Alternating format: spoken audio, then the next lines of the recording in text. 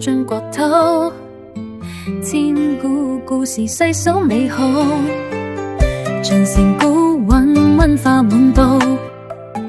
中華智慧伴我進步，秉形學子愛閱讀，子女世界多富足，天天探索增見識，書香滿校園心滿足，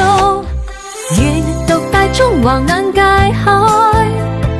經典篇章心中載，動的故事萬般精彩，用心閱讀長盡可愛，閱讀大中華綠暢快，國風詩篇多姿態，日日進修不怠懈，書本作伴自助愉快。